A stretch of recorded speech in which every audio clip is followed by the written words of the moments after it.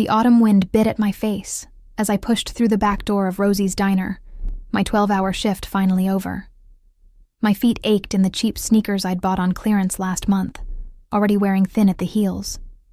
The alley behind the diner smelled of fryer grease and garbage. Familiar scents after 3 years of working here.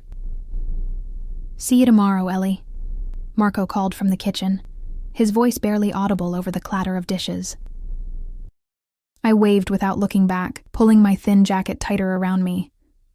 November in Chicago was unforgiving, and I couldn't afford a new coat until next paycheck, maybe. The tips had been lousy tonight, just $18 for a full shift of forced smiles and "Can I get you anything else, hun?" The streetlights flickered as I turned onto Westfield Avenue, casting long shadows across the cracked sidewalk.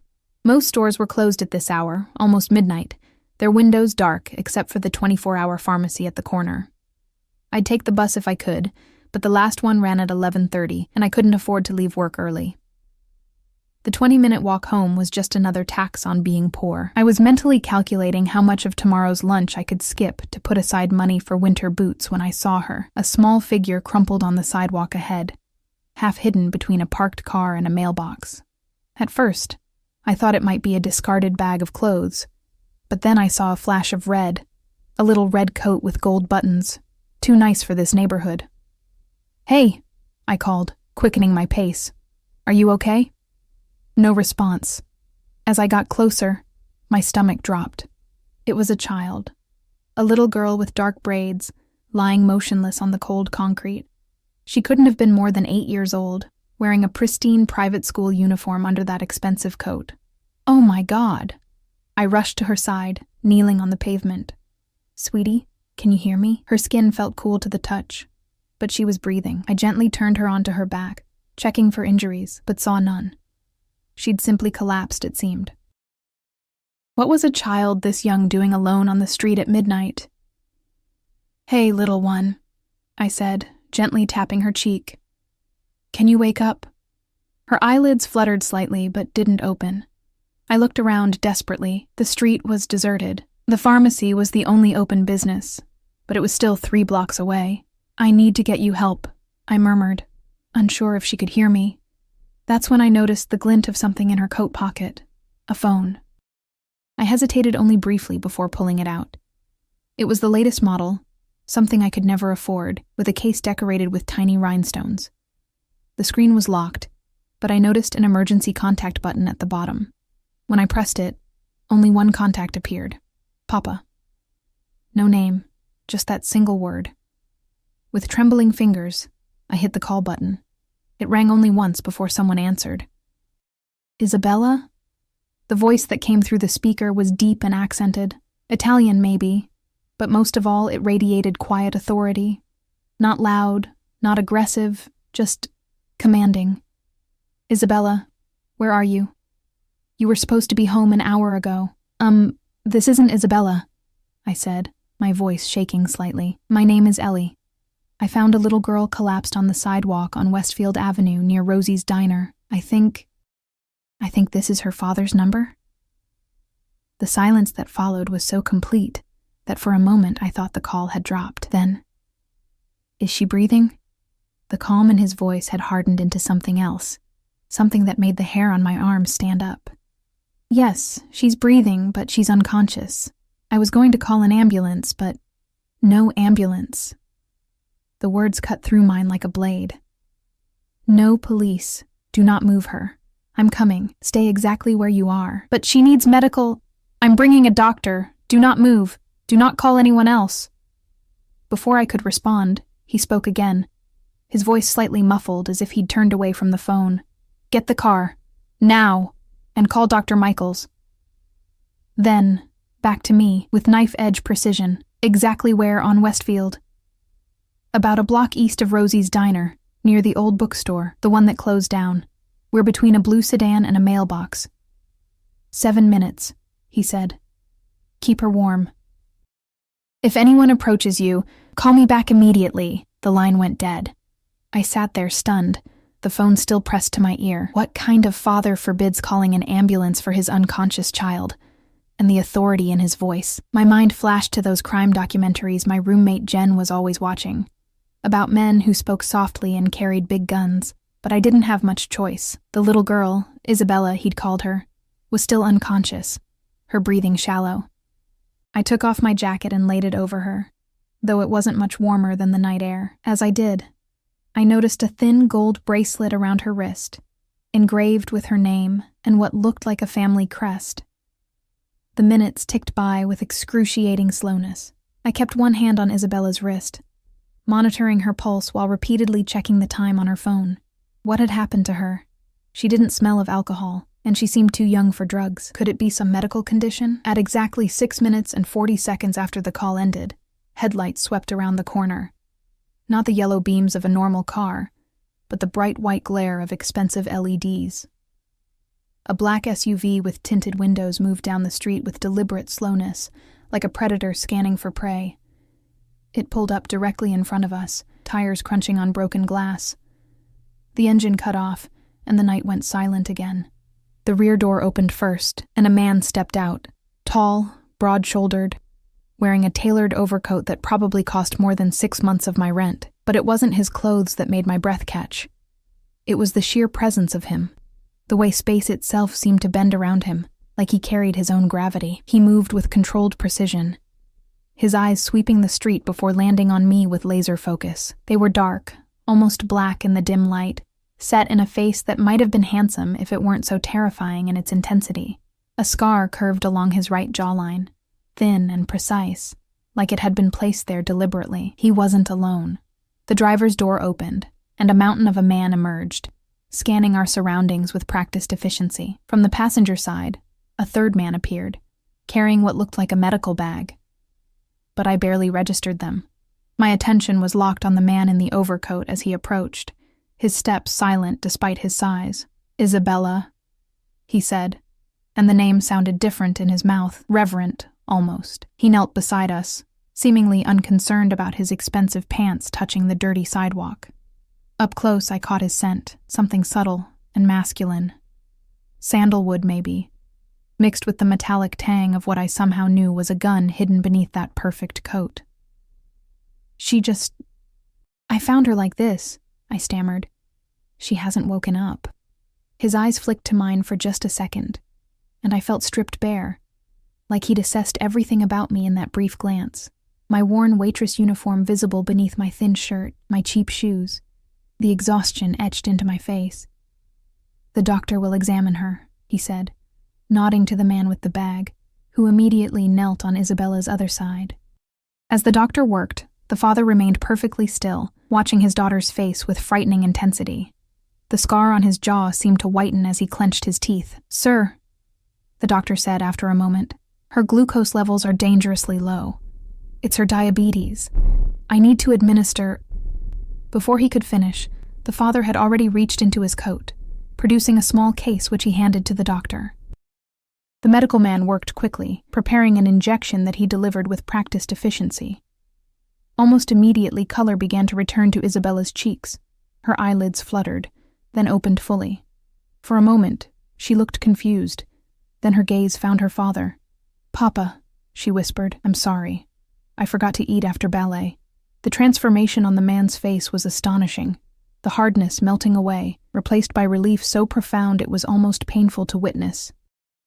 "Isabella," he said again, gathering her small body against his chest with gentle hands that I suspected were capable of terrible violence. "You scared me, piccola mia." The little girl's arms wrapped around his neck, her face buried in his shoulder. "I wanted to get home on my own, like a big girl. Sophia's mom lets her walk home alone. Sophia's father isn't—" He stopped himself, glancing at me. "We will discuss this later." He stood in one fluid motion, lifting Isabella as if she weighed nothing.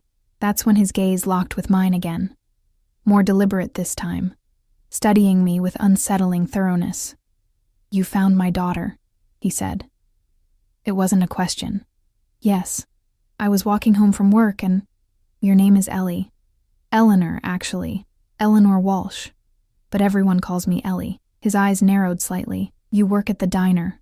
"Yes, for 3 years now."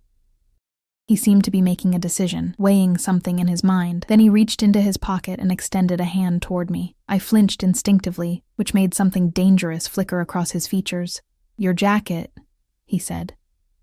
I looked down, suddenly remembering my thin jacket still lying on the sidewalk where Isabella had been. I picked it up, dusting it off awkwardly. "Thank you for helping my daughter, Eleanor Walsh," he said, her full name rolling off his tongue with precision. "I do not forget such debts. It wasn't, anyone would have. Few would have stopped. Fewer would have stayed." He shifted Isabella in his arms, and her eyes were now closed again, her breathing even. "And you did not call the authorities, as I instructed." The way he said it made it clear that this was significant, that I had passed some test I hadn't known I was taking. "Your car is here," he said abruptly, nodding toward the SUV. "My driver will take you home." "Oh, that's not necessary. I only live a few blocks." It was not an offer. His tone remained pleasant, but the finality in it was unmistakable.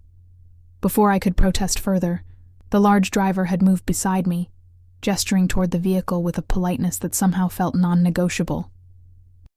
As the father turned to carry Isabella to the car, I noticed something I had missed before. The bulge of a shoulder holster visible for just a moment as his coat shifted. My stomach clenched, the absolute command in his voice.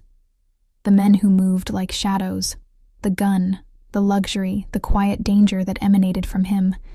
I suddenly knew exactly what kind of man had just declared himself in my debt. And as I allowed myself to be escorted to the waiting SUV, a terrible certainty settled over me. My life had just irrevocably changed, and I had no idea what that would mean. The SUV's interior smelled of leather and something faintly metallic.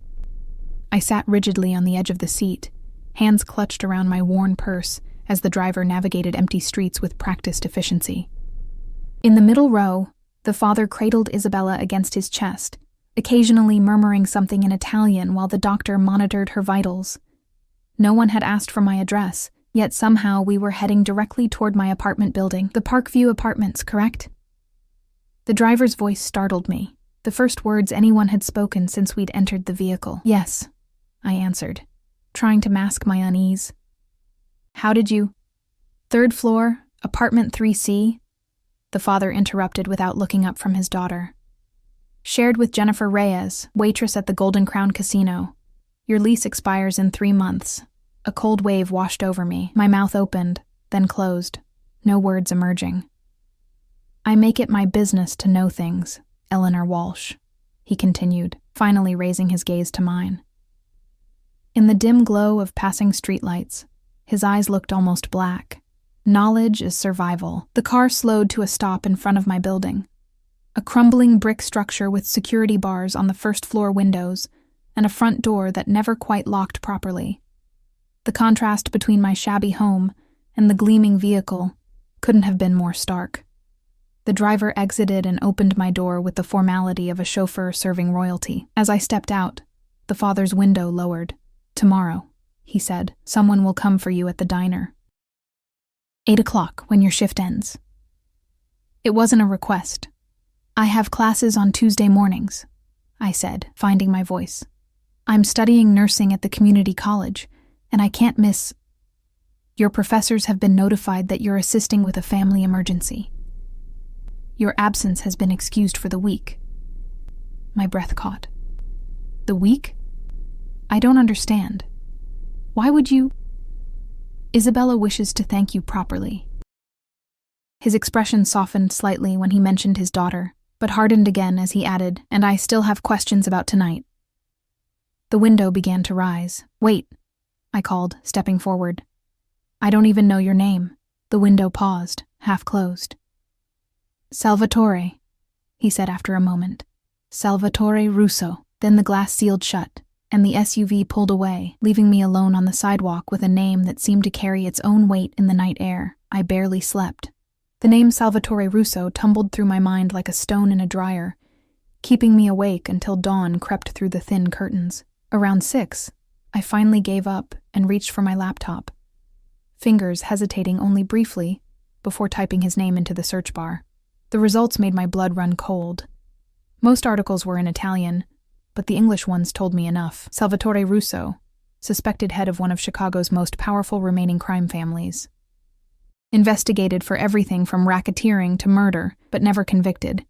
Witnesses had a habit of recanting or disappearing. His legitimate businesses included shipping, real estate, and a chain of high-end restaurants across the city. And now, somehow, I had caught his attention. I closed my laptop and pressed my palms against my eyes. What had I gotten myself into by simply being kind to a sick child on the street? Rough night? Jen asked, emerging from her bedroom with her casino uniform already on, makeup perfect despite the early hour. You could say that. I hesitated then. Jen, have you ever heard of someone named Salvatore Russo? She froze, coffee mug halfway to her lips. Why are you asking about Sal Russo? The familiarity of Sal wasn't lost on me. You know him? Of him, she corrected quickly. Everybody at the casino knows who he is. He owns half the lakefront properties and has fingers in most of the gambling operations. She set her mug down carefully. Ellie, why are you asking about him? I gave her the short version, finding Isabella, calling her father, discovering who he was. Jesus Christ, she whispered when I finished. And he's sending someone to pick you up tonight? I nodded. Listen to me very carefully. Jen gripped my shoulders, her fake nails digging in slightly. Be respectful. Do exactly as you're told. Don't ask questions. Don't mention anything you might have read about him. Her eyes were wide with genuine fear. These people don't play games, Ellie. You're scaring me, I said, trying to laugh it off. Good, she replied without smiling. You should be scared. My shift at the diner crawled by. Every time the bell over the door jingled, my head snapped up, heart hammering. By 7, my nerves were so frayed that I dropped an entire tray of drinks when a customer's phone rang unexpectedly. You okay, honey?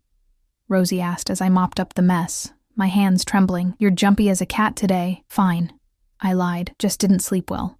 At exactly 8 o'clock, as I was hanging up my apron, the bell chimed one final time. A different driver from last night entered. Younger, but with the same hyper-vigilant eyes, scanning the room before settling on me. Miss Walsh, he said with a slight nod. The car is waiting. Rosie raised an eyebrow but said nothing as I gathered my things. I followed the driver outside, where a different black SUV idled at the curb. This time there was no little girl inside, no doctor.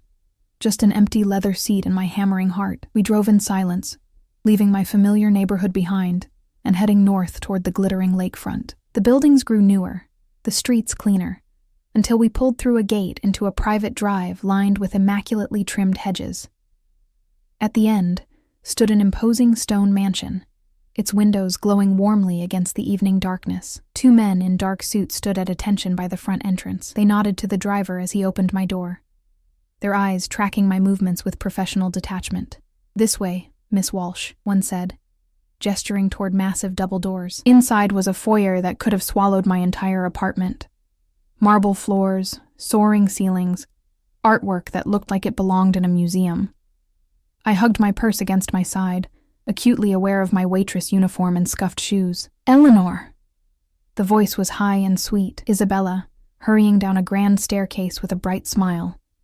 She looked transformed from the pale, unconscious child I'd found on the sidewalk. Her dark hair was neatly braided, and she wore what looked like silk pajamas beneath a fluffy robe. You came, she exclaimed, stopping just short of hugging me, suddenly shy. Of course, I said, smiling despite my nerves. How are you feeling? Much better. Dr. Michaels said I was very silly to skip my snack after ballet. She rolled her eyes dramatically.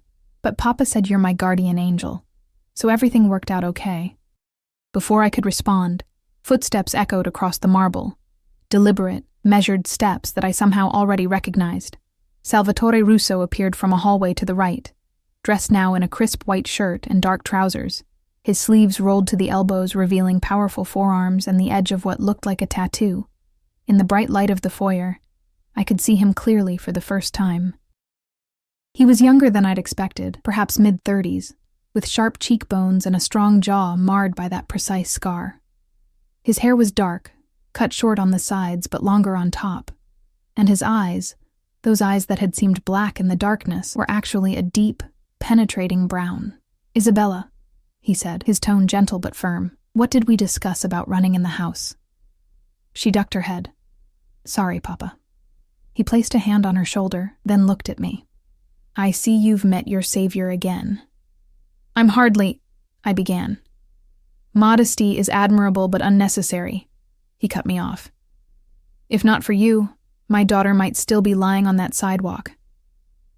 Something dark flashed across his features. "Or worse." Isabella tugged at his hand. "Can I show her my room, Papa? Please? I want to show her my science project." He checked his watch. A timepiece that probably cost more than my annual salary. 20 minutes, then it's time for bed.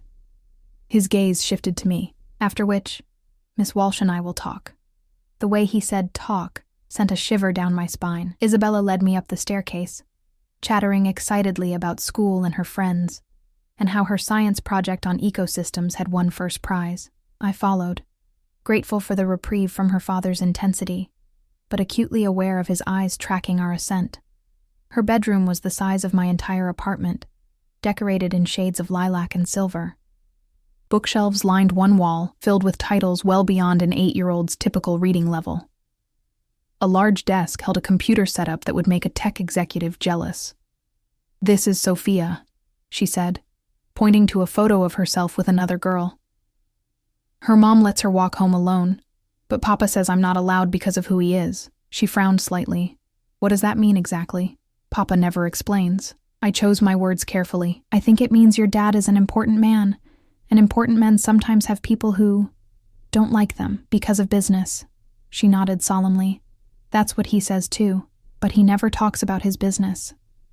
She showed me her science project, an impressively detailed model of a rainforest ecosystem, and I made appropriate noises of admiration while trying to reconcile this normal, bright child with the dangerous world she inhabited. Exactly 20 minutes later, there was a knock at the door. A woman in what appeared to be a nurse's uniform entered. "Time for bed, Miss Isabella," she said with a slight accent. Eastern European, maybe. "But Sophia," your father was very clear. The woman's tone was kind but firm. "And you need your rest after yesterday's episode." Isabella sighed dramatically but didn't argue further. She turned to me with a smile that transformed her face. "Thank you for finding me, Eleanor. Papa says we're in your debt forever now." The word forever hung in the air like a weight as the nurse ushered me back to the hallway. A different security man waited there, gesturing for me to follow him back downstairs and through a series of corridors. We stopped before a heavy wooden door. The man knocked once, then opened it without waiting for a response. "Miss Walsh, sir," he announced, then stepped aside for me to enter. The room was a study, lined with books and dominated by a massive desk. Behind it stood Salvatore, pouring amber liquid into 2 crystal glasses. A fire crackled in a stone fireplace, casting dancing shadows across the rich wood paneling. "Sit," he said, nodding toward a leather chair positioned before the desk. I perched on the edge, hands folded in my lap to keep them from trembling.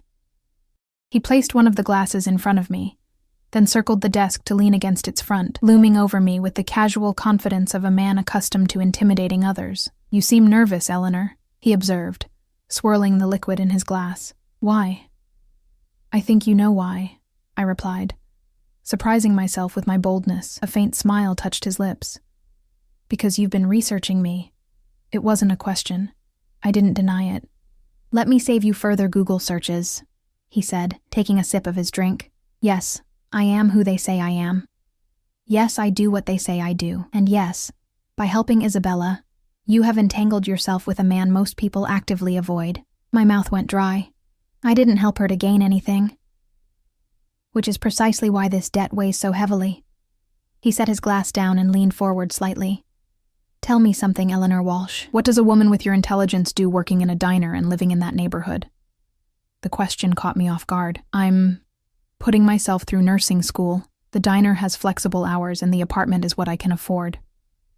"Laudable," he said, studying me. "And your parents?" "My mother died when I was 14. Cancer. My father wasn't in the picture." Something shifted in his expression. A brief softening. So you've been on your own since then? I nodded. As was I, he said quietly, more to himself than to me. Then more directly, I have a proposition for you, Eleanor. My pulse jumped. Mr. Russo, Salvatore, he corrected. Or Sal, if you prefer. Salvatore, I repeated, the name feeling strange in my mouth. Whatever you're thinking, I'm not. Isabella needs a companion, he interrupted. Someone to monitor her health, ensure she takes her medications, follows her diet. The school nurse does this during class hours, but there are gaps in coverage. After school, evenings when I'm working. I blinked. You want me to be her babysitter? His expression hardened. I want you to be her medical monitor. You're studying nursing. This position would pay 4 times what you make at that diner, plus room and board here in the house. My mind reeled. I couldn't possibly live here. My classes, my roommate. Your classes can be attended from here. We're 10 minutes from your campus. As for your roommate, he shrugged. Her rent will be covered until she finds a new arrangement. The casual way he dismissed my entire life made anger flare beneath my fear. You can't just rearrange my existence because I happen to help your daughter. I can, he said simply. And I am. Why me?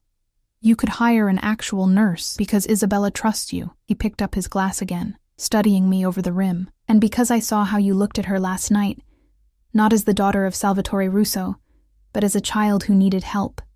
That is uncommon in my world. I swallowed hard. And if I refuse, something dangerous flickered in his eyes. I would be disappointed. He let that hang in the air for a moment. But I would not force you. Contrary to what you may have read, I do not make habits of coercion. Somehow, I doubted that very much. However, he continued, before you refuse, consider this. The position comes with full coverage of your remaining tuition and guaranteed placement at Northwestern Memorial after graduation. His eyes held mine. I believe that was your goal, yes? The position you've been applying for without success. My breath caught. How could he possibly know that? Knowledge is survival, he repeated his words from last night. I stared at the untouched drink before me, mind racing. The offer was impossible, outrageous, and yet the solution to every financial problem that had kept me awake at night for years. Complete my degree debt-free, secure the job I'd dreamed of, all while earning more money than I'd ever had. All I had to do was move into the home of a man who terrified me. I need time to think, I said finally. Of course. He straightened, moving back behind his desk. You have until tomorrow evening. One of my drivers will collect you after your shift. I rose on unsteady legs, sensing the dismissal. One more thing, Eleanor, he said, as I reached the door. When I turned, his expression was deadly serious. While you consider my offer, remember this. If you accept, you will be under my protection. If you refuse, we will never speak again, and you will go back to your life as it was.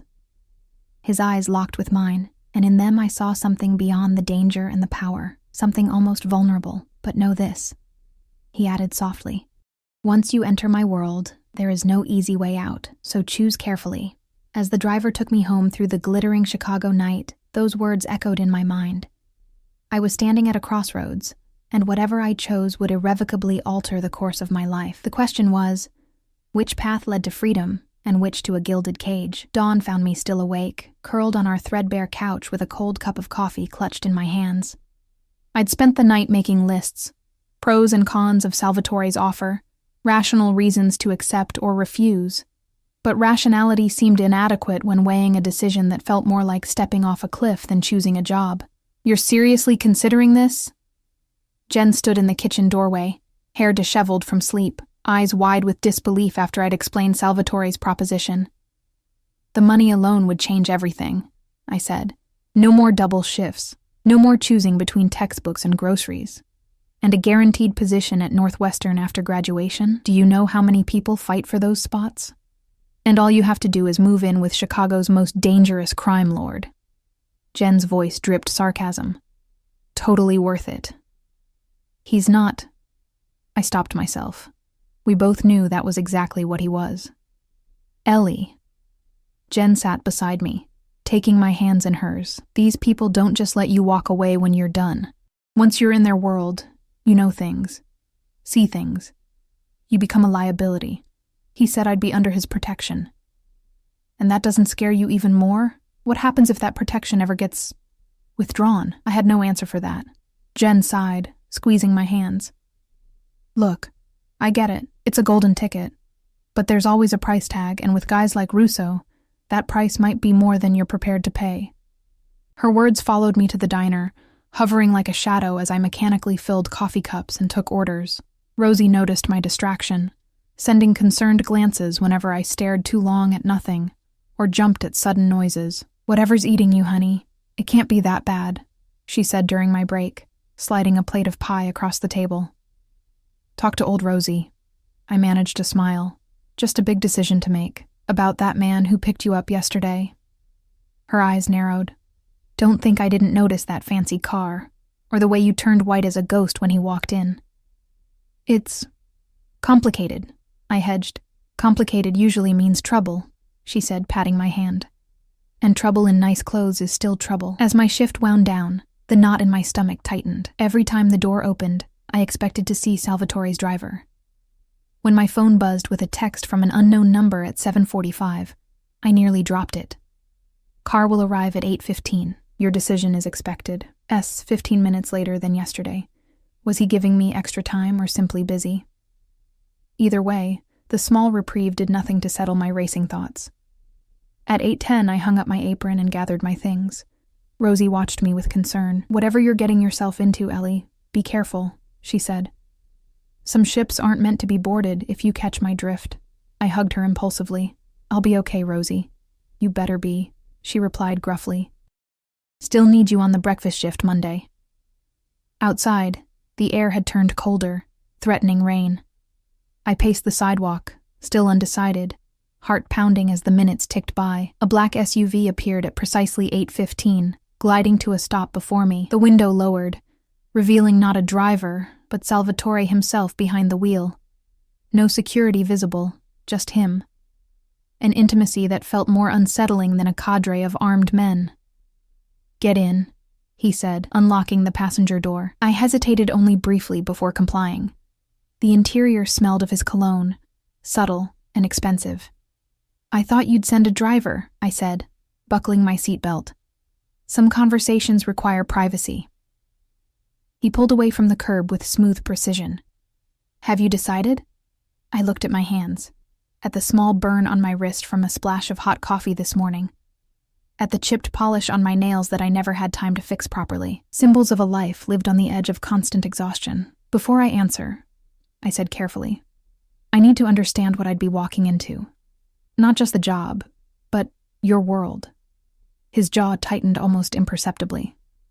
"What specifically concerns you?" "Violence," I said bluntly. "Illegal activities. Things I might witness that would make me complicit."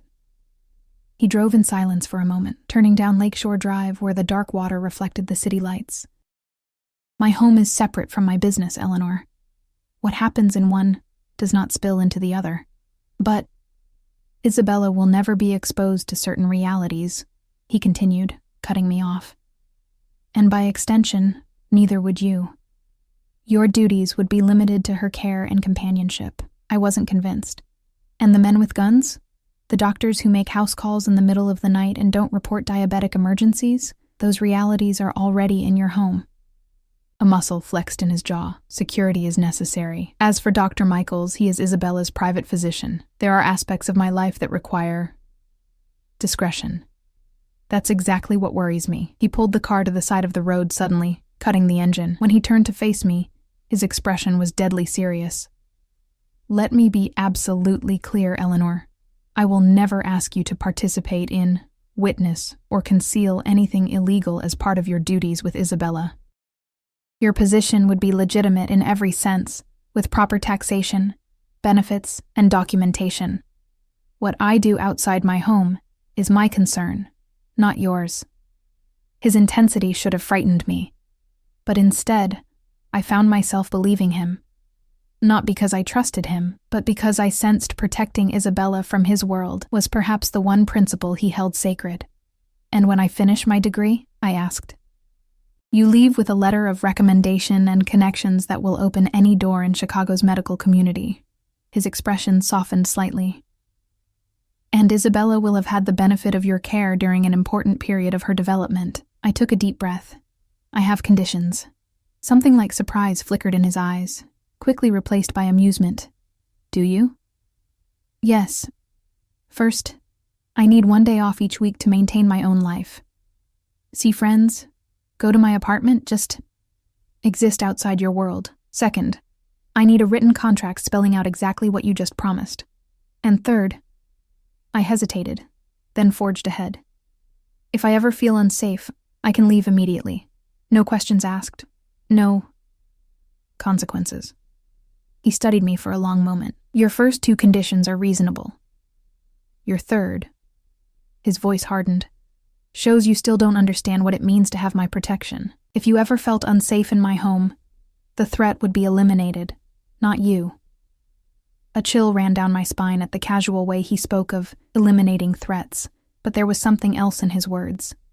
A fierce protectiveness that extended beyond his daughter to anyone under his care. "So?" he prompted. "Your decision?" I closed my eyes briefly, then met his gaze directly. "I accept." The corner of his mouth lifted in what might have been a smile. "Good." He started the car again, merging smoothly back onto Lakeshore Drive. We drove in silence for several minutes before I realized we weren't heading toward his mansion or my apartment. "Where are we going?" I asked. "To settle your affairs," he replied. "I assume you'll need to pack belongings, inform your roommate, resign from the diner." "Tonight?" I stammered. "But you begin tomorrow," he said, as if this were perfectly reasonable. "Isabella has ballet from 9 to 11. You'll accompany her, monitoring her glucose levels throughout. I've had a packet prepared with her medical history, treatment protocols, and emergency contacts." The methodical efficiency of it all left me speechless. He'd been so confident I'd accept that he'd already planned my first day. "I haven't even given notice at the diner," I protested. "Already handled." "Rosie received an offer this afternoon to cover your remaining shifts at triple the usual rate, plus a consulting fee for menu development at one of my restaurants." He glanced at me. She agreed quite readily. Indignation flared. "You had no right to. Would you prefer to work your 2-week notice while also caring for Isabella?" he asked calmly. I merely expedited an inevitable transition. Put that way, it made practical sense. But the high-handed manner still rankled. "And what about my classes? My teaching assistants won't just accept that I'm suddenly doing everything remotely. Your professors have been informed that you've received a prestigious private nursing position that includes educational accommodation." He changed lanes effortlessly. "Northwestern Medical is very supportive of the arrangement, especially after my recent donation to their pediatric research department." I stared at him, a mixture of awe and horror washing over me. "Is there anything you can't simply arrange to your liking?" His expression darkened momentarily. "Many things, Eleanor. Far more than you might imagine." We pulled up to my apartment building, but instead of stopping, he drove into the small parking lot behind it, a space usually reserved for residents who could afford the extra fee. "I'll come up with you," he said, killing the engine. "That's not necessary," I replied quickly. The thought of Salvatore Russo in my tiny, shabby apartment made my stomach clench with embarrassment. "It is," he countered. "We need to discuss logistics, and I prefer not to do so in a vehicle." Before I could protest further, he was out of the car and opening my door. I led him reluctantly into the building, hyper-aware of his presence behind me as we climbed the 3 flights of stairs. The elevator had been temporarily out of service for the past 8 months. Jen was home, sprawled on the couch watching reality TV. She looked up as we entered, her expression morphing from casual interest to shock when she saw Salvatore. "Holy shit," she whispered, scrambling to her feet. Hello, sir." The "sir" made Salvatore's mouth twitch slightly. "Miss Reyes," he acknowledged with a slight nod. "I understand you work at the Golden Crown." "Yes, sir." she replied, shooting me a wide-eyed look. 5 years now. Victor Mendez speaks highly of your skills at the blackjack table. Jen blinked rapidly. Victor was the casino manager, 3 levels above her direct supervisor. Thank you, sir. Eleanor will be coming to work for me, Salvatore continued smoothly, which leaves you in need of a new roommate or a new living arrangement. Jen swallowed visibly. I've been thinking about moving closer to the casino anyway. Excellent. I've taken the liberty of arranging viewings for 3 apartments tomorrow. All within your budget, all with improved security. He produced a card from his pocket, handing it to her. My assistant will contact you with details. Jen took the card with slightly trembling fingers. That's very thoughtful. He nodded, then turned to me. You should pack what you'll need immediately. The rest can be moved tomorrow. I found my voice at last. You can't just reorganize our lives like this. Jen might not want to move, and I might need more than an hour to pack up my entire existence. Something dangerous flashed in Salvatore's eyes, the first real glimpse I'd had of the man beneath the polished exterior. Time is a luxury I rarely waste, Eleanor. Efficiency is not tyranny. It kind of is when you don't give people choices, I countered. Jen made a small choking sound, her eyes darting between us in horror. To my surprise, Salvatore's expression softened into something almost like respect. Very well. Miss Reyes, do you object to the apartment viewings tomorrow? You're welcome to decline. Jen shook her head quickly. No objections. Thank you for the opportunity. And you? He turned back to me. How much time would you prefer for packing? The question caught me off guard. I'd expected anger, not accommodation. The weekend would be helpful. I have things to sort through, arrangements to make. You may have until Sunday evening, he conceded. However, you begin work tomorrow as planned. A driver will collect you at 8 a.m. It was a compromise, if a minimal one. I nodded my agreement. Good, he said, checking his watch. I'll wait while you pack what you need for the next few days. I retreated to my bedroom, closing the door behind me with relief. My hands shook as I pulled clothes from drawers, toiletries from my bathroom caddy, textbooks from my desk. Through the thin walls, I could hear the low murmur of Salvatore's voice, then Jen's higher, nervous responses. What had I gotten myself into? 20 minutes later, I emerged with a duffel bag and backpack. Jen sat alone on the couch, looking shell-shocked. He went to take a call, she said, nodding toward the hallway. Ellie, that man is... She trailed off, seemingly unable to find adequate words. I know, I replied. Are you really okay with all this? Are you kidding? She leaned forward, lowering her voice. The apartments he's having me look at are in Riverfront. I could never afford that neighborhood on my own, but apparently the subsidized rate he's arranged is less than what I pay for this dump. That doesn't bother you? Being managed like this? Jen shrugged. I've seen how guys like him operate at the casino. They like control, and they're willing to pay for it. She gave me an appraising look. Just be careful you know what you're really being paid for. Before I could respond, the front door opened and Salvatore returned. His expression was thunderous. All trace of the earlier compromise gone. We need to go, he said curtly. Now. I grabbed my bags, shooting Jen a quick goodbye hug. I'll call you tomorrow, I promised. She nodded, her eyes conveying what her words couldn't. Be careful. Salvatore's hand settled at the small of my back as he guided me down the stairs, the touch light, but unmistakably possessive. In the car, he remained silent, his knuckles white on the steering wheel. Is everything okay? I ventured after several minutes. No, he replied tersely. Then, with visible effort, he softened his tone. But it doesn't concern you. We drove not to his mansion, but to a high-rise overlooking the lake, a sleek glass tower with a uniformed doorman who hurried to open my door. My city residence, Salvatore explained, as we entered a private elevator requiring both a key card and fingerprint recognition. Isabella is already here. We'll return to the main house tomorrow. The elevator opened directly into a stunning penthouse apartment. Floor-to-ceiling windows showcased a breathtaking view of the lake and city skyline. The decor was minimalist, but luxurious. Everything in shades of white, gray, and black. A woman I recognized as Isabella's nurse appeared from a hallway. "She's asleep, Mr. Russo." The excitement of coming to the city apartment tired her out. Salvatore nodded. "Thank you, Sophia. You're dismissed for the evening." After she left, he turned to me. "I'll show you to your room. Tomorrow we'll discuss your duties in detail." He led me down a hallway to a guest suite larger than my entire apartment. A king-sized bed dominated the space, with an ensuite bathroom featuring a shower big enough for 4 people and a soaking tub beside yet another window with that spectacular view. "Everything you need should be here," he said, gesturing to the bathroom. "If not, use the house phone to request it." I set my bags down awkwardly. "Thank you."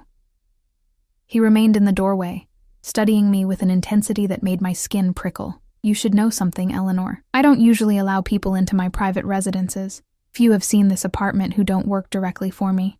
"Why me, then?" I asked, genuinely puzzled. "Why go to all this trouble for someone who just happened to find your daughter on the street?" He was silent for a long moment. "Because you did what no one else would have done. In a neighborhood where people mind their own business to survive, you stopped to help a child you didn't know. That kind of integrity is rare in my world." Before I could respond, he added, "And because Isabella hasn't stopped talking about her guardian angel since she woke up, my daughter's happiness is everything to me." There was such naked truth in that last statement that I found myself believing him completely, perhaps for the first time. "Get some rest," he said, his usual commanding tone returning. "Tomorrow will be a full day." As he turned to leave, I called after him. "What happened? On your phone call earlier?" He paused, his back to me. "Someone made a miscalculation," he said finally. "It's being corrected." The ominous phrasing sent a chill through me. "Is Isabella in danger? Is that why we came here instead of the house?" He turned back, his expression unreadable. "My daughter is always potentially in danger, Eleanor. It's the price of being mine." His eyes held mine. "As you may discover yourself." With that cryptic statement, he left, closing the door behind him. I sat on the edge of the enormous bed, the events of the day crashing over me like waves. Less than 48 hours ago, I'd been a waitress worrying about making rent. Now I was in the penthouse of one of Chicago's most feared men, hired to care for his daughter, drawn into his orbit by a simple act of kindness that had somehow upended my entire existence. As I stared out at the glittering city below, I couldn't shake the feeling that I was now caught in a current far stronger than I could swim against, being pulled deeper into waters where predators lurked just beneath the glittering surface. And Salvatore Russo, with his dark eyes and dangerous presence, was the most formidable predator of all. I woke disoriented, sunlight streaming through floor-to-ceiling windows I didn't recognize. For a moment, panic gripped me before memories of the previous night flooded back. Salvatore, the penthouse, my new life. The digital clock on the nightstand read 6:47. I'd slept deeply despite my anxiety, the luxurious mattress enveloping me like a cloud.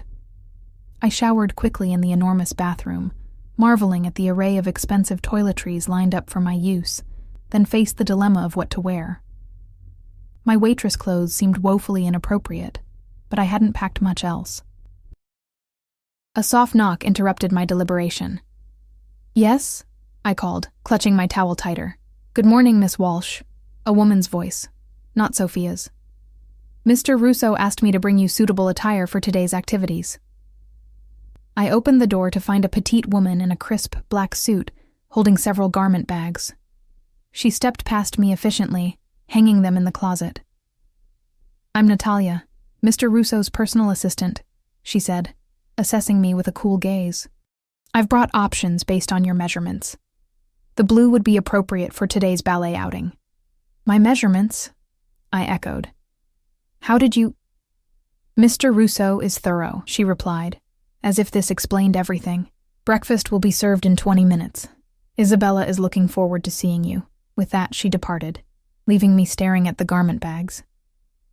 Inside the one she'd indicated, I found a simple but elegant blue dress that probably cost more than a month's rent, along with a coordinating cardigan and flats.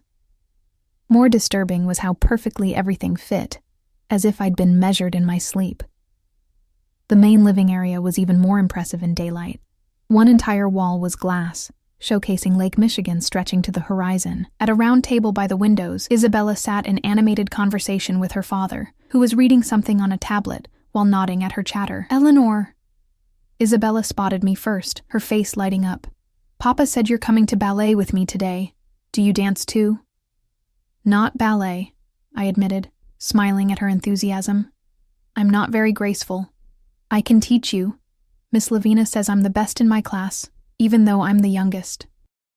Salvatore looked up, his eyes sweeping over me in a quick, assessing glance.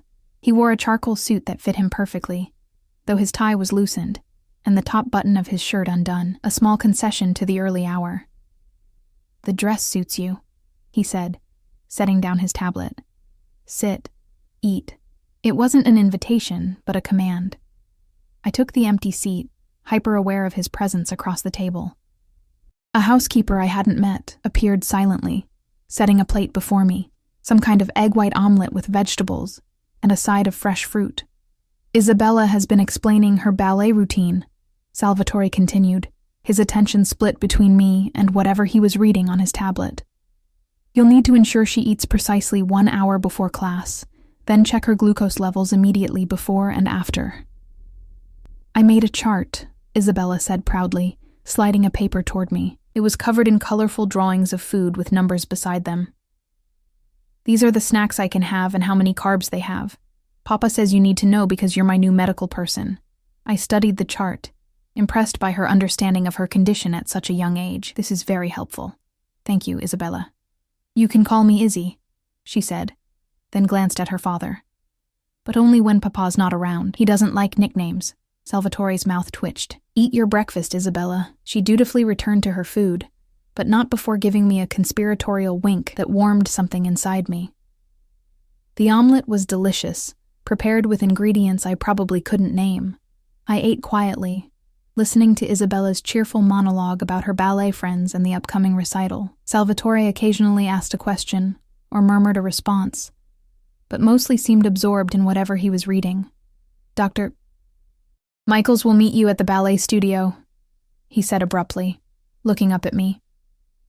"He'll review Isabella's medical protocols and answer any questions. Sophia will accompany you as well, but her role is primarily security, not medical." "Security?" I echoed, pausing with my fork halfway to my mouth. "Yes." His tone left no room for further questions on that topic. "After ballet, you'll return here. Isabella has tutoring this afternoon while you and I discuss the details of your position." Can't Eleanor come to my math lesson?"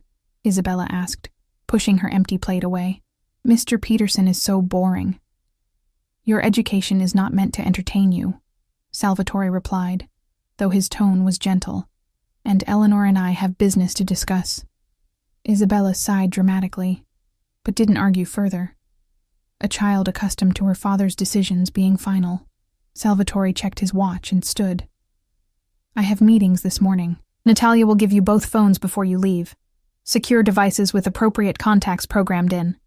He rested his hand briefly on Isabella's head, a gesture of surprising tenderness. "Behave for Miss Lavina today." "I will, Papa." He turned to me, his expression hardening back to the controlled mask I was beginning to recognize as his public face. "My driver will take you. Stay with Sophia and Isabella at all times. If anything seems unusual, anyone watching too closely, approaching without reason, any situation that makes you uncomfortable, alert Sophia immediately." The gravity of his tone sent a chill through me.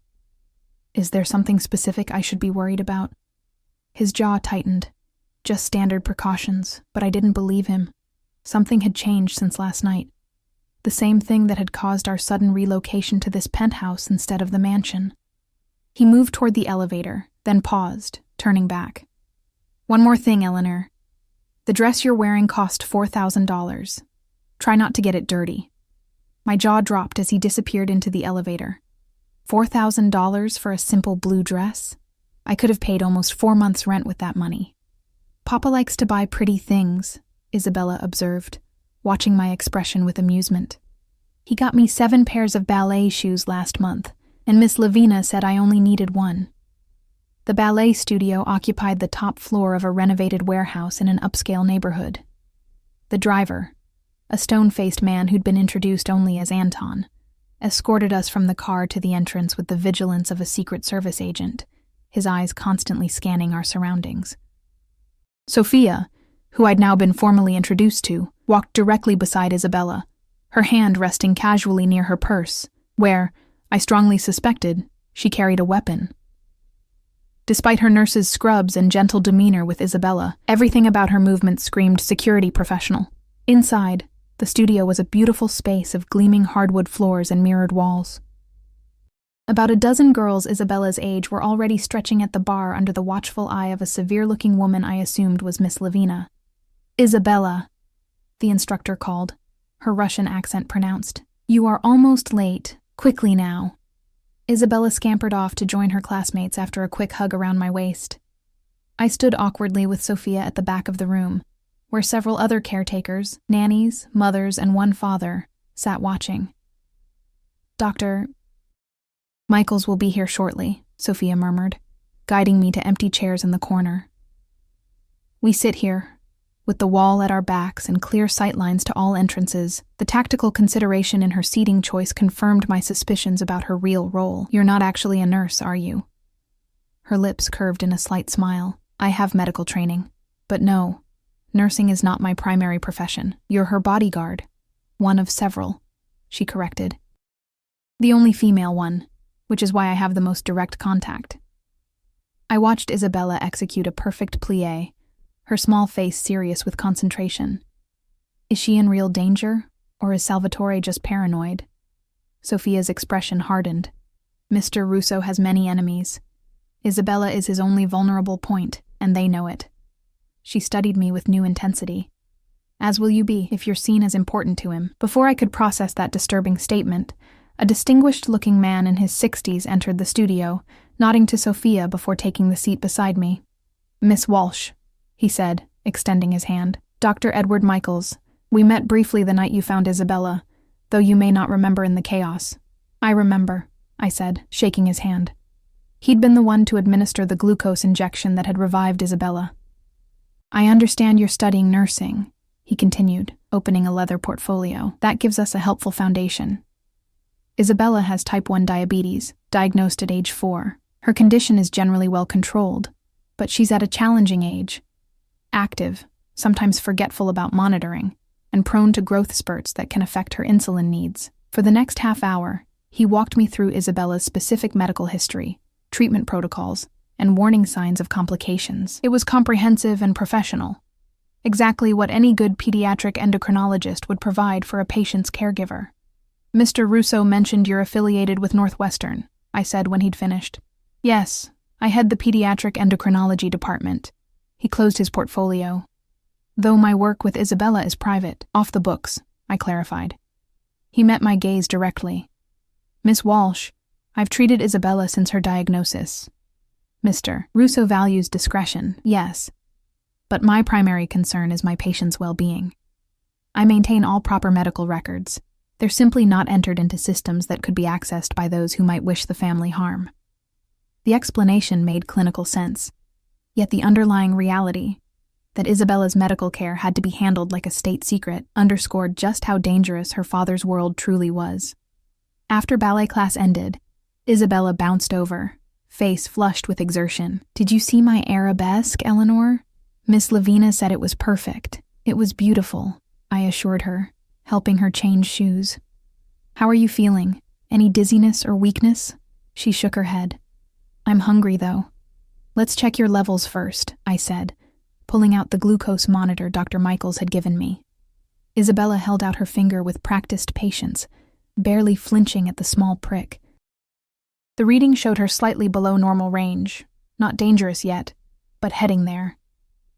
"Time for a snack," I announced, reaching for the small cooler Sophia had brought. Inside were carefully portioned options, each with its carbohydrate count labeled. "I want the apple and peanut butter," Isabella decided.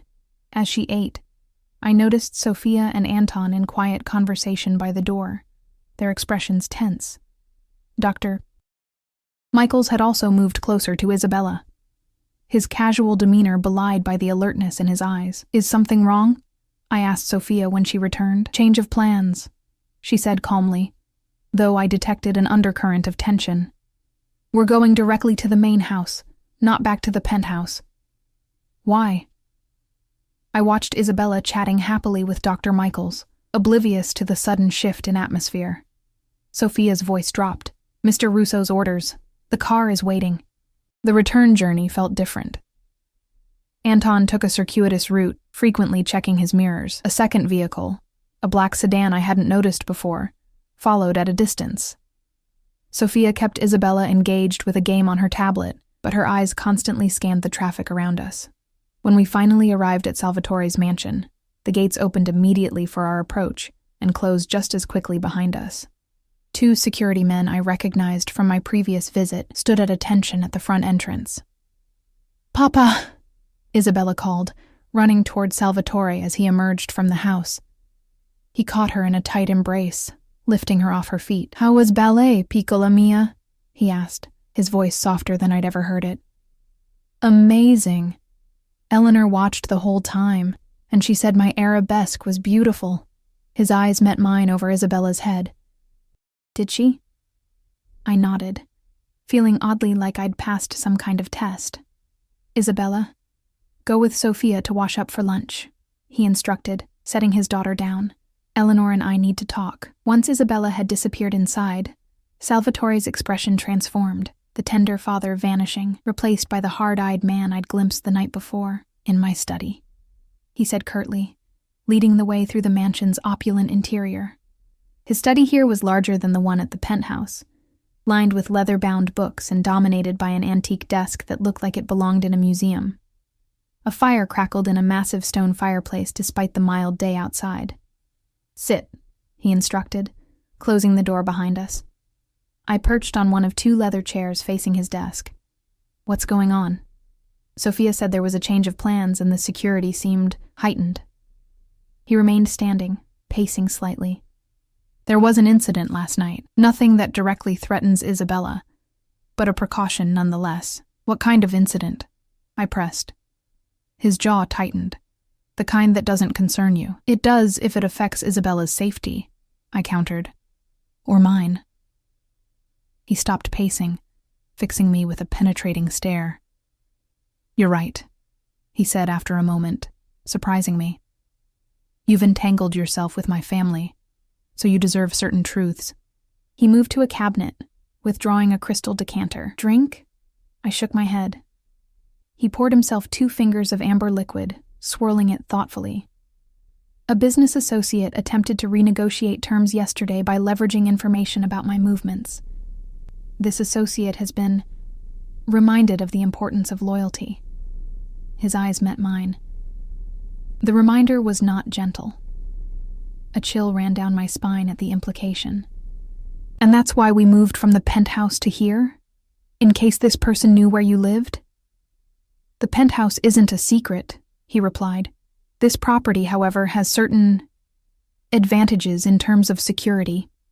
We're on 10 acres, with a perimeter monitored by both human and electronic means. No one approaches without my knowledge."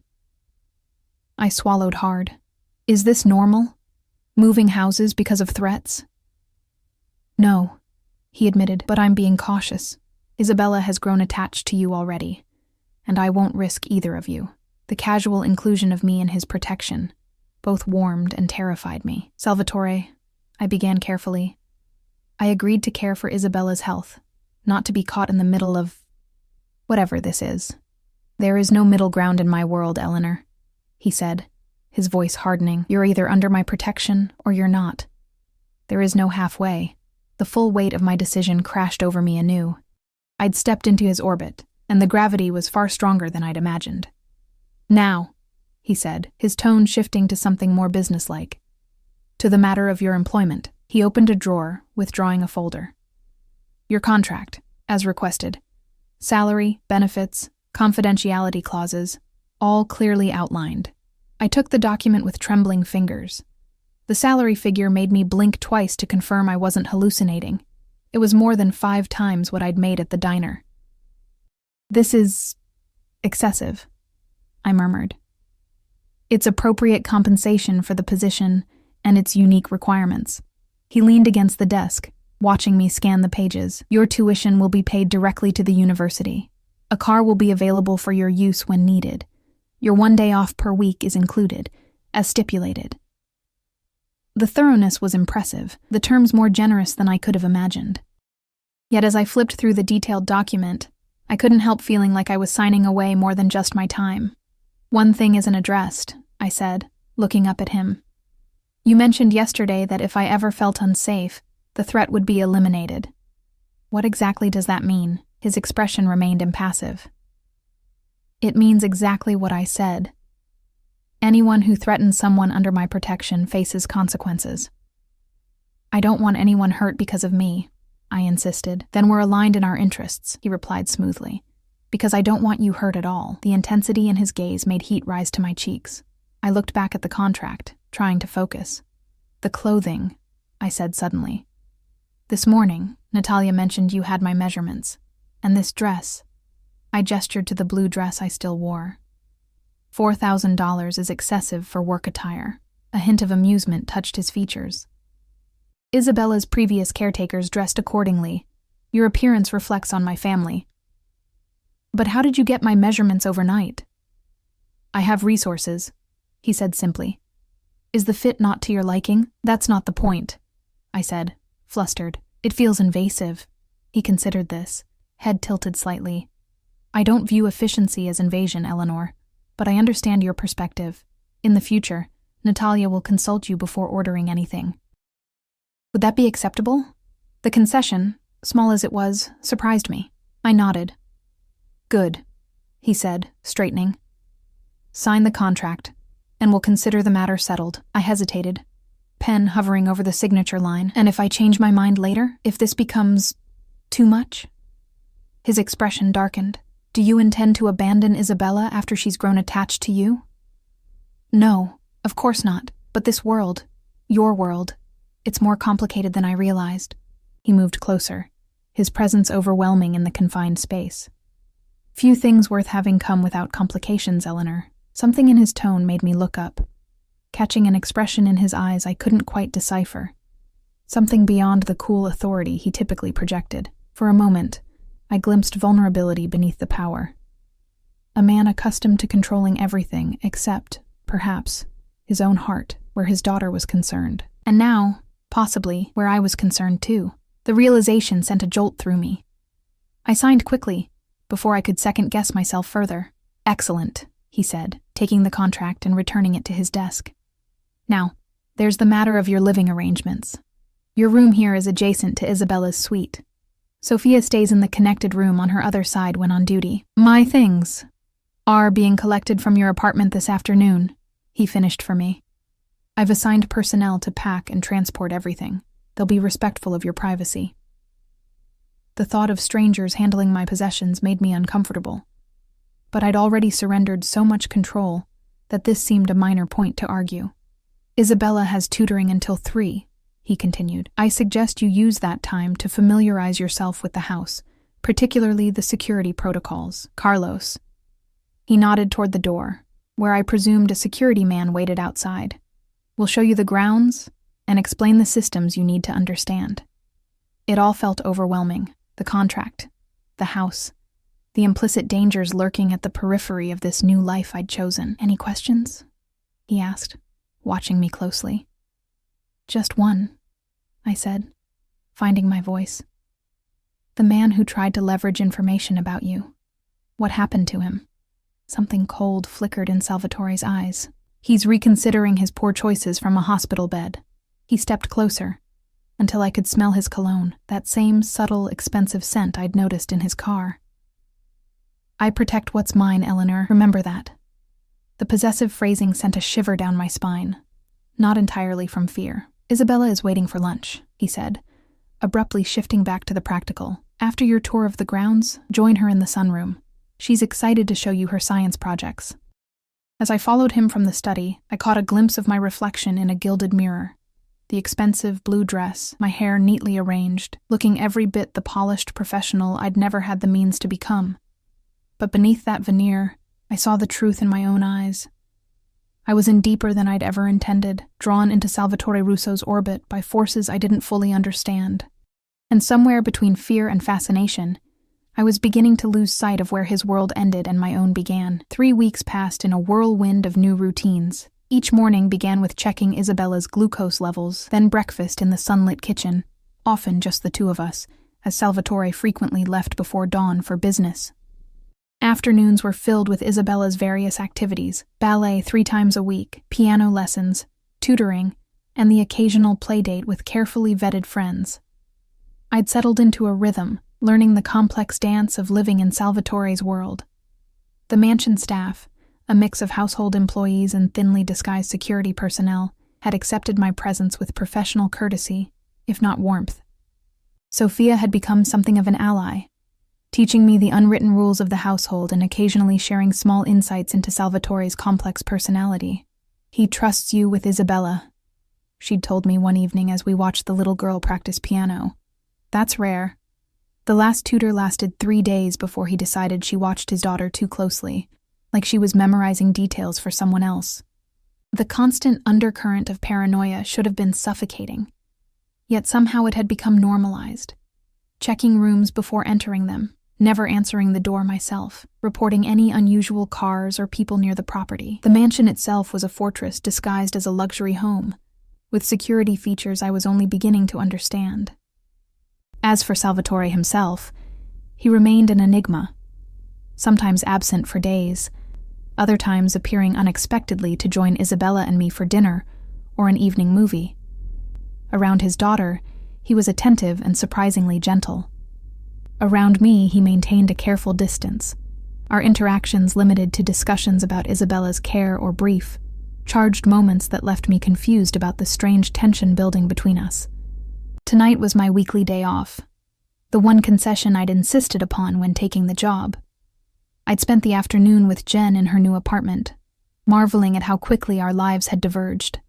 Her place in Riverfront was sleek and modern, with amenities my old apartment building hadn't even dreamed of offering. "You look different," Jen had observed over wine, "more polished, like you belong in his world now." I'd laughed it off, but later, as my driver took me back to the mansion, Salvatore had insisted on transportation, even on my day off. I found myself studying my reflection in the car window. My hair was styled in a way I'd never managed before. My clothes were designer brands I'd previously only seen in magazines. And there was a confidence in my posture that hadn't existed a month ago. The car slowed as we approached the mansion gates, the security scan completing automatically. Something felt different tonight. More vehicles than usual parked in the circular drive, lights blazing from windows that typically remained dark. "What's happening?" I asked the driver. "Mr. Russo has associates visiting," he replied, his tone neutral. "You might want to enter through the side entrance." The suggestion wasn't subtle. Stay out of sight, away from Salvatore's business guests. I'd planned to go straight to my room anyway, tired from the day out and looking forward to a hot bath in my luxurious private bathroom. Still, curiosity prickled as I slipped through the side door, noting the increased security presence throughout the house. I'd nearly reached the staircase when I heard Isabella's voice, high and distressed, coming from Salvatore's study, a room she was rarely allowed to enter. "But Papa, she promised to read me the next chapter tonight." "Isabella." Salvatore's voice was gentle but firm. "I've explained that Eleanor has the evening to herself. You'll see her in the morning. It's not fair. She's been gone all day." I hesitated, torn between respecting Salvatore's authority and comforting the clearly upset child who had become so important to me. Before I could decide, the study door opened, and Isabella burst out, nearly colliding with me in the hallway. "Eleanor!" Her face lit up, arms wrapping around my waist. "You came back early." "I'm right on schedule, actually," I said, smoothing her hair. "What's got you so upset, sweetheart?" Salvatore appeared in the doorway behind her, and I felt my breath catch. He wore a perfectly tailored black suit with a burgundy tie, his hair combed back, the scar along his jaw somehow more pronounced in the hallway's lighting. He looked formidable, powerful, and irritated at the interruption. "Isabella," he said, his tone warning. "I told you Eleanor needs her privacy on her day off." "It's okay," I assured him, surprising myself with how easily I now contradicted the man who had once terrified me. "I don't mind reading her a chapter before bed." His eyes narrowed slightly, but before he could respond, a voice called from within the study. Deep, male, with a heavy accent. "Salvatore, we need to conclude this discussion. Time is pressing." Isabella's grip on me tightened. I'd never seen her afraid before, but something about that voice clearly unsettled her. Salvatore noticed too. His expression softened as he knelt to Isabella's eye level. "Go with Eleanor, piccola mia. I'll come say goodnight when I'm finished." She nodded, pressing closer to me.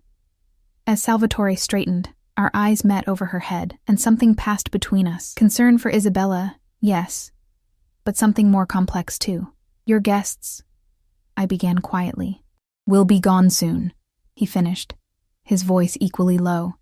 "Take her upstairs, please." It wasn't until we reached Isabella's room that I felt her relax, her small body no longer rigid with tension.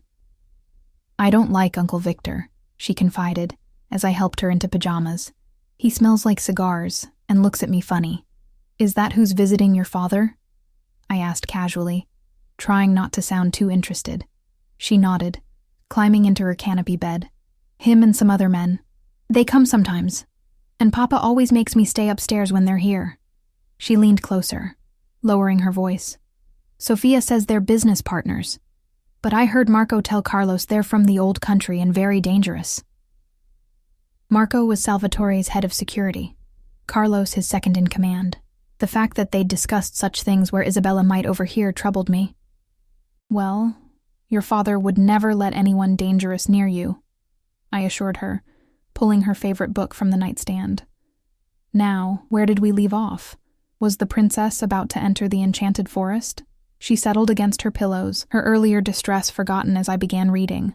By the 3rd page, her eyelids were drooping. By the 5th, she was asleep. I marked our place and tucked the blankets around her, brushing a kiss across her forehead, a gesture that had become natural over the weeks. As I turned to leave, I found Salvatore standing in the doorway, watching us with an unreadable expression. "She was exhausted," I whispered, moving past him into the hallway. He closed Isabella's door quietly, then remained standing closer than was strictly necessary, his cologne enveloping me, sandalwood, and something else I could never quite identify. "You didn't have to come back tonight," he said. "Your contract guarantees you a full 24 hours. "I wanted to come home," I replied, the word home slipping out before I could catch it. Besides, she was expecting me for her bedtime story. Something flickered in his eyes at my use of home. "You've been good for her," he said after a moment. "She's more balanced with you here, less anxious." "Children need consistency," I said. "Something I imagine is difficult in your line of work." His jaw tightened. "Isabella has everything she needs."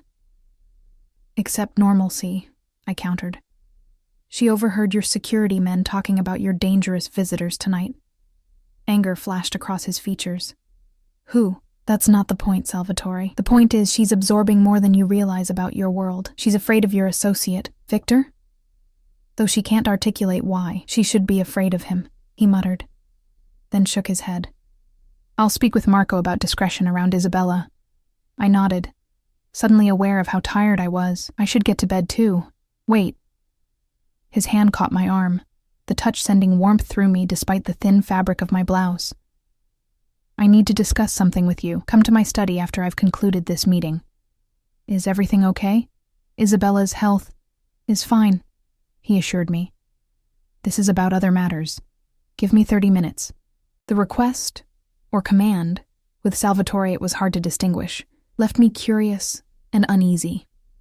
In the 3 weeks I'd worked for him, he'd never summoned me to his study late at night. In my room, I changed from my day clothes into more comfortable attire, leggings and an oversized sweater that had somehow survived Natalia's wardrobe purges. I checked Isabella one more time, finding her still peacefully asleep, then made my way back downstairs. The mansion was quiet now, the visitors apparently gone. I knocked softly on the study door. "Enter," Salvatore called. He stood by the fireplace, jacket removed, shirt sleeves rolled up to reveal powerful forearms, and the edge of what I now knew was a family crest tattooed on his right wrist. He'd loosened his tie and held a glass of what looked like whiskey, his posture suggesting fatigue beneath the ever-present authority. "You wanted to see me?" I said, remaining near the door. "Sit, please." He gestured to the leather sofa near the fire rather than the formal chairs before his desk, a more intimate setting that made my pulse quicken slightly. I perched on the edge of the sofa. He remained standing, swirling the amber liquid in his glass. "I'll be traveling to Italy next week," he said without preamble. "Business that can't be handled remotely. I'll be gone approximately 10 days. I nodded, uncertain why this required a private meeting. He'd traveled twice already during my employment, though never for so long. "I want you and Isabella to come with me," he continued, watching my reaction closely. "To Italy?" I blinked in surprise. "But her school, her routine..." "Arrangements have been made with her teachers. The villa has secure grounds where her routine can continue relatively undisturbed." He set down his glass. "She's never seen her ancestral home. I think it's time. And you need me because of her diabetes management," I concluded. "That's one reason," he agreed, his eyes never leaving mine. "But not the only one." Something in his tone made my heartbeat accelerate. "What are the others?"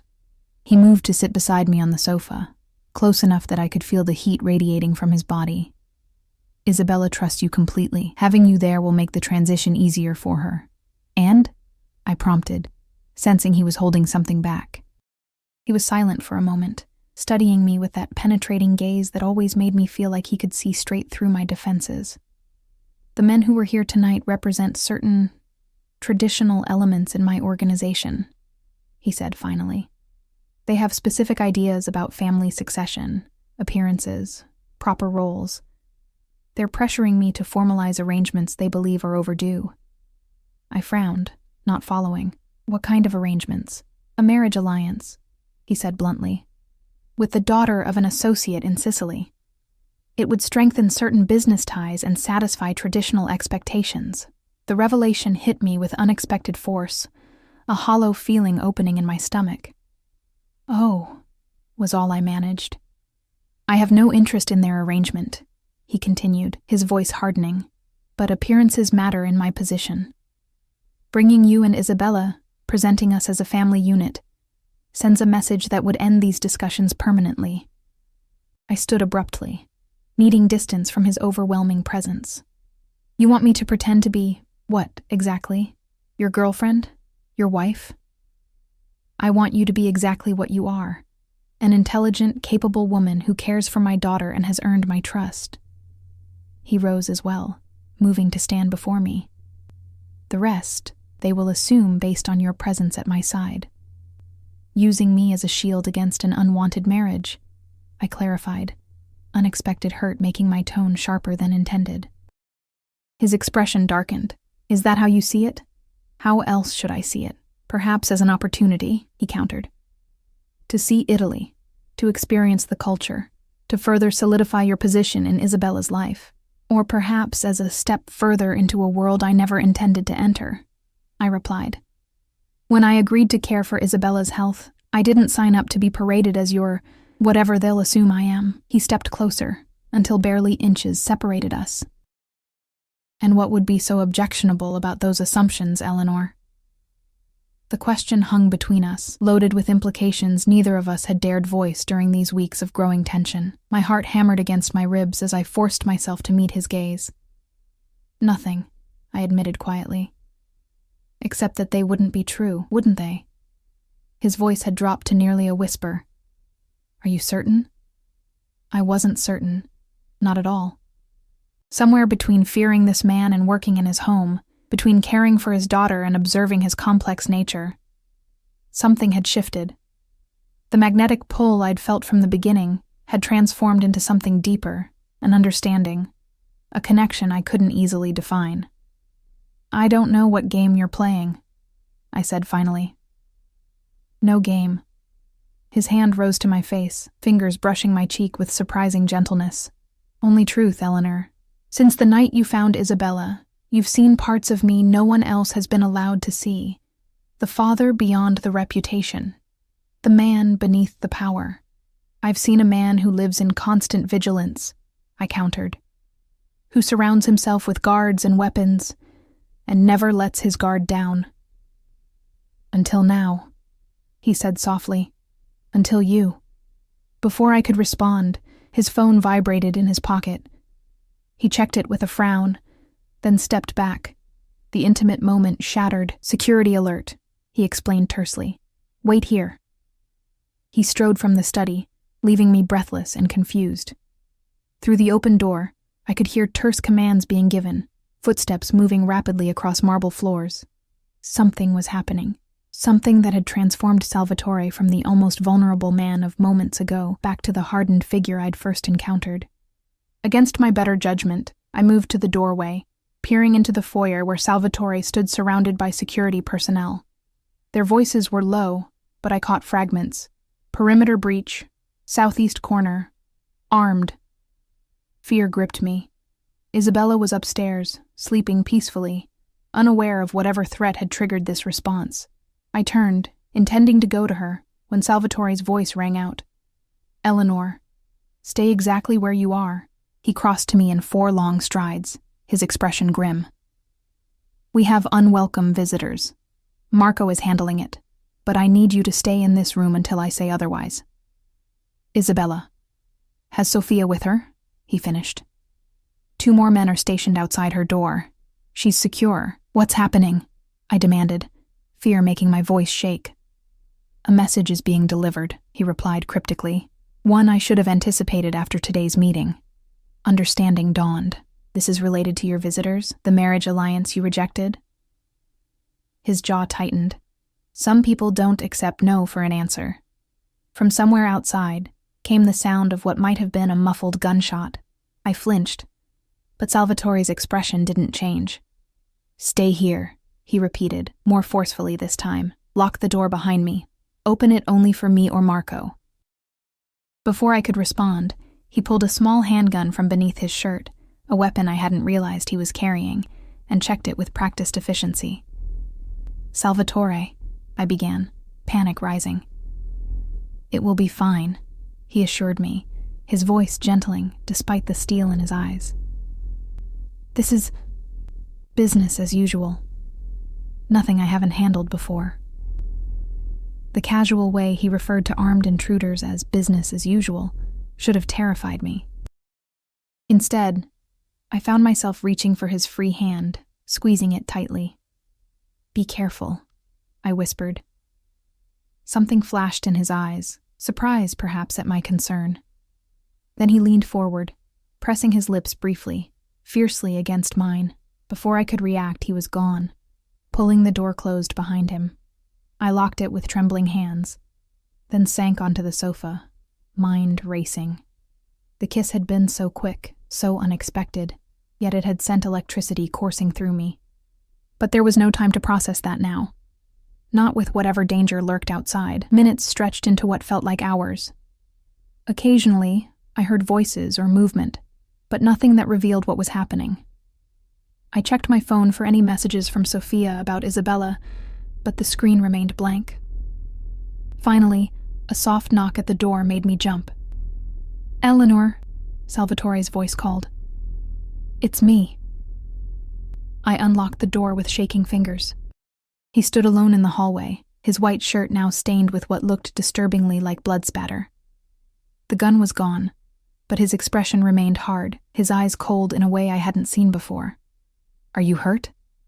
I gasped, reaching toward the stains. Not my blood, he said quietly, catching my hand before I could touch him. The situation is contained. Isabella is still sleeping. You're safe. The simple declaration, you're safe, carried weight beyond the obvious. It wasn't just physical safety he was assuring me of, but something deeper, a promise. What happened? I asked, though part of me didn't want to know. Victor's associates attempted to deliver a message. His jaw clenched. I replied more emphatically. The clinical way he described what had clearly been violence should have repulsed me. Instead, I found myself understanding on some primal level. He had protected his home, his daughter, me. They won't return? I asked. No. The single word carried finality. But this confirms we should leave for Italy sooner rather than later. We'll go tomorrow. Tomorrow? I echoed, but I'm not prepared. I need to. Everything you need will be provided. He cut me off. Pack whatever personal items you value. The rest can be purchased in Milan. The high-handed manner would have irritated me weeks ago. Now I recognized it as his response to perceived threat. Taking control, eliminating variables, protecting what was his. And somehow, I had become included in that category. I need to shower, he said, glancing down at his stained shirt with distaste. Then we'll talk further. He turned to go, but I caught his arm. Salvatore, the kiss, was overdue, he finished, his expression softening slightly. But perhaps poorly timed. Perhaps, I agreed, a small smile escaping despite the tension of the moment. He studied me for a long moment. 3 weeks ago, you were terrified of me. I still am sometimes, I admitted. But I've seen more now. The father who reads bedtime stories. The man who remembers how I take my coffee. The protector who would do anything to keep his daughter safe. And you? He asked, his voice dropping. Would I do anything to keep you safe as well? The question hung between us, heavy with implication. 3 weeks ago, I would have assumed he saw me as an employee, useful for Isabella's care, but ultimately expendable. Now, looking into his eyes, I saw something else entirely, something possessive, fierce, and undeniably genuine. Yes, I whispered, I think you would. His hand rose to cup my cheek, thumb tracing my lower lip. Come to Italy, Eleanor. Not as my shield or my employee, as something more. What exactly? I pressed, needing clarity despite the hypnotic effect of his touch. Mine, he said simply. In whatever way you're willing to be. The possessiveness of the word should have offended my independent nature. Instead, it sent warmth coursing through me. Not submission, but belonging. A mutual claiming. I need to check on Isabella first, I said, not quite answering. And you need that shower. A faint smile touched his lips. Practical as always. One of us needs to be, I replied, matching his smile with my own. Dawn painted the sky in shades of pink and gold as our private jet lifted off from Chicago. Isabella slept peacefully across from us, exhausted from the whirlwind of preparation for our sudden departure. Sophia sat further back, maintaining a discreet distance while never taking her eyes off her charge. Beside me, Salvatore worked quietly on his tablet, occasionally making calls in rapid Italian. The events of the night before seemed to have been compartmentalized. Violence tucked away, business continuing, plans advancing. Yet something fundamental had changed between us. His hand rested casually on mine during takeoff, his body angled protectively toward me when the flight attendant approached, his eyes finding mine with newfound openness. You never actually said yes, he observed quietly, after ending a call. To Italy? I'm on the plane, aren't I? To being mine, he clarified, his voice low enough that only I could hear. I looked at Isabella, sleeping peacefully with complete trust in her father's ability to keep her safe. I thought of the blood on his shirt last night, the unseen violence he was capable of, the dangerous world he inhabited. I thought of the gentle way he brushed his daughter's hair from her forehead, the respect with which he'd treated my boundaries despite his habitual command of everything around him. Your world frightens me, I admitted. The violence, the constant vigilance, the enemies lurking in shadows. His expression tightened. I understand but you don't frighten me anymore, I continued, cutting him off. Neither does the idea of being yours. What scares me is how quickly that became something I wanted. His eyes darkened with an emotion I was only beginning to recognize. And now? Now I'm flying to Italy with the most dangerous man I've ever met, I said, turning my hand beneath his so our palms pressed together. A man I've watched murder for his daughter's safety, A man who kisses like he's claiming territory. And yet you're still here, he observed, fingers interlacing with mine. Yes, I agreed softly. I'm still here. Isabella stirred across from us, her eyes blinking open sleepily. Are we in Italy yet? She mumbled. Not yet, piccola mia, Salvatore answered, his tone gentle. Many hours still to fly. She yawned, gaze moving between us, settling on our clasped hands. A smile bloomed across her face. Knowing, pleased, unsurprised. I told Sophia you were going to be my new mama, she announced with a child's directness. She said I shouldn't say that, but I knew. Papa looks at you the way Prince Charming looks at Cinderella in my book. Heat rushed to my cheeks as Salvatore chuckled beside me, a rich, genuine sound I'd rarely heard from him. Isabella, he admonished gently. Remember our discussion about patience? She sighed dramatically. Good things come to those who wait, she recited. But Papa, I've been waiting forever for you to kiss Eleanor. This time, my blush was matched by a rare hint of color on Salvatore's cheeks. Behind us, Sophia suppressed what sounded suspiciously like a laugh. Perhaps we should discuss this later, he suggested, but his hand remained firmly entwined with mine. Isabella shrugged, already distracted by the tablet Salvatore handed her with her favorite games. As she settled back into her seat, her diabetes monitor beeped softly. Time for a check, I said, reaching for her testing kit with my free hand. Salvatore watched as I performed the now familiar routine, checking Isabella's levels, adjusting her insulin pump, noting the numbers in the tracking app. His eyes held something I'd never seen there before. Not just approval or gratitude, but something deeper. Something like peace. You see why I need you both in Italy, he said quietly, as Isabella returned to her game. This, what we are becoming, is worth protecting.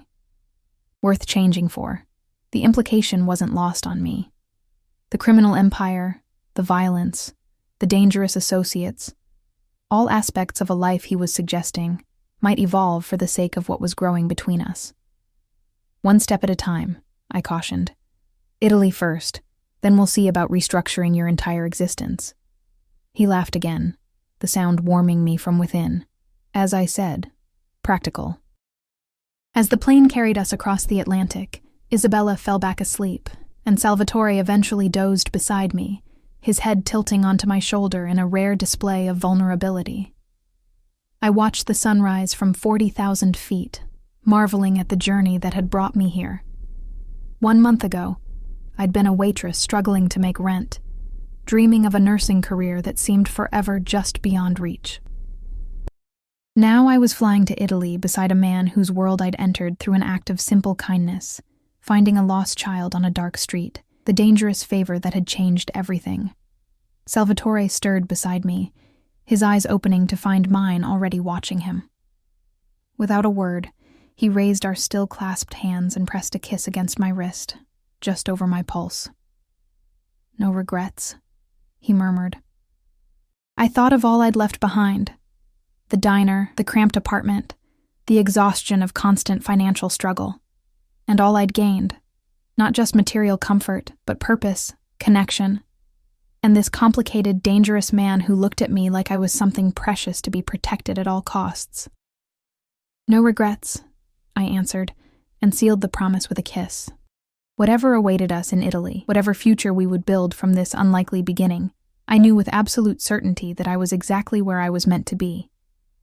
In the orbit of Salvatore Russo, no longer afraid of his gravity, but surrendering willingly to its pull,